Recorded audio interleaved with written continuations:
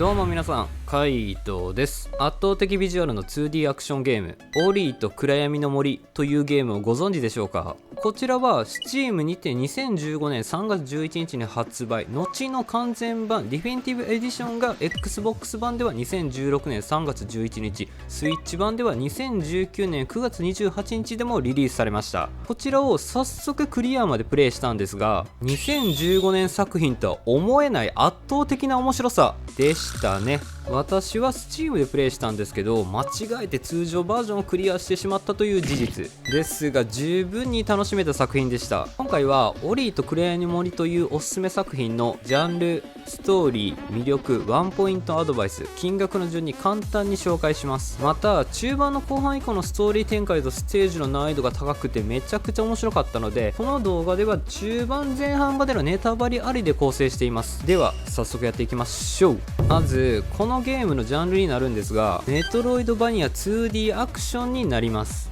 主人公オリーを操作して広大な森の中を探索して突き進むという王道作品であり、かつアイテムやスキルポイントでの自信へのバフ強化、精霊の力を得得してのアクションスキル解放などでルートを突破していく感じです。アクションスキルは9種類あり、ディフィニティブエディション版では追加で2種類の合計11種類を使えると。2段ジャンプ、踏みつけ、黒の羽などを覚えた後はプレイのしやすさが一気に広がったのが良かったんですよね。能力ツリーのバフに関しても敵を倒したりアイテムを拾うことで中央のゲージが溜まっていき、満杯になることで解放を当てできるという感じ。ゲーム進行を有利に進めるものばかりなので、火力を重視しつつ自動アイテム回収などに振ることで取りこぼしがないようにするのも攻略しがいがありました。こういった要素を含めても非常に楽しめましたね。次にストーリーを簡単に説明すると、精霊獣ニブルという森に命を引き込む大樹が急激に弱ってしまい、森自体が死に瀕してしまいます。精霊の少年オリーは精霊樹の化身であるセインと共に森の生命を取り戻すために冒険に出発。彼の前には巨大な敵である黒に立ち向かいながらも色々と試行錯誤するっていうのがお話になりますね。そしてこのゲームの魅力なんですが、1、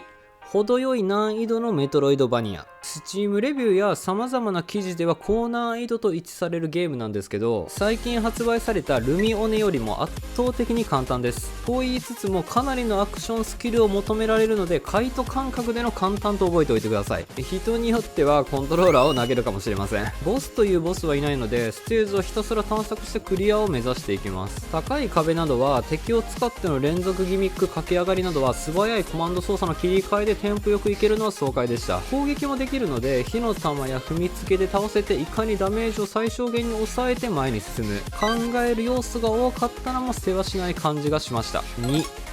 圧倒的なビジュアルと BGM。 中心は森になるのですが、それを含めてめちゃくちゃビジュアルが綺麗なのも特徴です。 BGM を含めてマッチングしているので、森や洞窟などはついつい見惚れてしまうこともあります。 BGM に関しては、いや実際に聞いてもらった方が早いですね。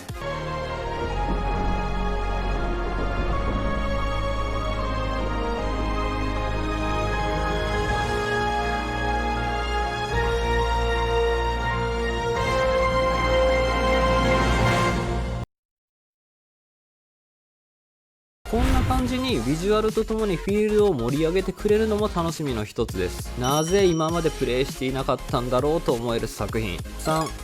クリア時間は8時間。アクションがそこそこ得意で、ストーリーをメインに進めば8時間でクリアできるなと感じ取られました。各ステージのマップ探索を 100% で目指すとなれば10時間ぐらい見ておけばあらかたいいですね。スイッチや Xbox の方はディフィニティブエディションをプレイすることになるので、プラス3から4時間ぐらいでいけるんじゃないかな。これぐらいのクリア時間が最高にいいですよね。マジでちょうどいい。あとワンポイントアドバイスになるんですけど、このゲームでセーブするには青いスキルポイントを消費してセーブポイントを作るという結構稀な仕様です。これが安全地帯ではどこでも作れるのお手頃感ですので、難しそうなギミック前では必ずセーブすることがアドバイス。なぜかというと、見た感じ困難なギミックがあったとして、やったの思いで進めたと思い調子に乗って進んで、予期せぬデスでラストのセーブポイントで戻されるという悪循環があるんですよ。青いスキルは道中で回復できるんですけど、必殺技などでも消費してしまうので考えて使うのがいいです。左のの青いスキルポイント、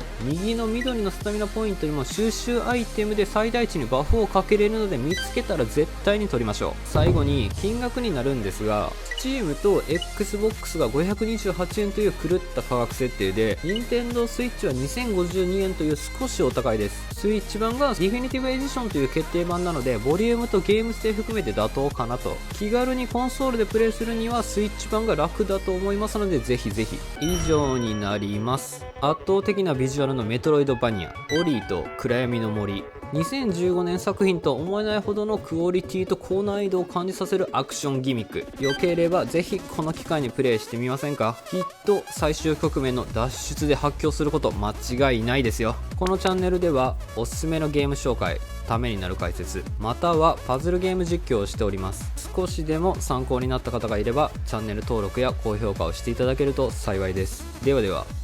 またの機会に。カイトでした。